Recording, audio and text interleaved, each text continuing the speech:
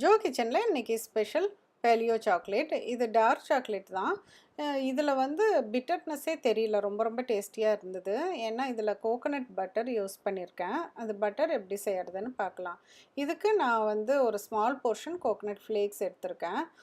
Coconut ஃப்ளேக்ஸை வந்து பட்டருக்கு நம்ம use பண்ணிக்கலாம். இதை வந்து மிக்ஸி ஜாரில் போட்டு நல்லா வந்து பிளெண்ட் பண்ணணும். அரைக்கவே இந்த மாதிரி ஒரு பேஸ்ட் ஃபார்முக்கு வந்துடும். இதில் வாட்டர் இல்லாட்டி ஆயில் அந்த மாதிரி ஊற்றக்கூடாது. மிக்சியில் நல்லா வந்து ஃபாஸ்ட்டாக அரைக்கிறப்ப அந்த ஹை ஸ்பீடில் ஹீட்லேயே வந்து இந்த மாதிரி பட்டர் ஃபார்முக்கு வந்துடும். பாருங்கள், இப்படி இந்த மாதிரி ஒரு க்ரீமாக வந்துருச்சு.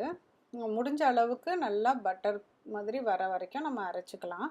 அப்புறம் ஒரு ஸ்மால் பவுலில் ஹீட் பண்ணிவிட்டு அதில் 2 டேபிள் ஸ்பூன் கோகோனட் ஆயில் போடணும். போட்டுட்டு அதுக்கப்புறமேலு இந்த கோகோனட் பட்டர் வச்சுருக்கிறதையும் அதில் ஆட் பண்ணிக்கலாம். ஆட் பண்ணிவிட்டு அதுக்கப்புறமேலு கோகோ பவுடரும் இதோடையே ஆட் பண்ணிவிட்டு இப்போ ஸ்டவ்வை உடனே ஆஃப் பண்ணிடுங்க. ரொம்ப சூடெல்லாம் பண்ண தேவையில்லை. இப்போ இந்த மிக்சரை நல்லா மிக்ஸ் பண்ணிக்கணும். ஸ்பூனால் நல்லா மிக்ஸ் பண்ணிவிட்டு இப்படி வாட்டரியாக தான் வந்து இருக்கும். அவ்வளோதான், இப்போ ரெடி ஆயிடுச்சு நம்மளுக்கு. வேறு எந்த ஃப்ளேவருமே போடல.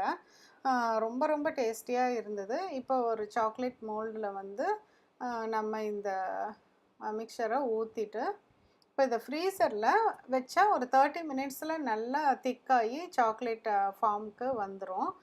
ஃப்ரிட்ஜ்லேயே வச்சாலும் இன்னும் கொஞ்சம் டைம் ஆகும். அதுக்கப்புறமேல இதை ஒரு கண்டெய்னரில் போட்டு நம்ம ஃப்ரிட்ஜில் வந்து எடுத்து வச்சுக்கணும். இந்த அளவுக்கு வந்து திக்காயிருச்சு. இப்போ இதை வந்து ப்ரெஸ் பண்ணோன்னா நம்மளுக்கு அதை எடுத்துக்கலாம். ரொம்ப ரொம்ப டேஸ்டியாக இருந்துச்சு.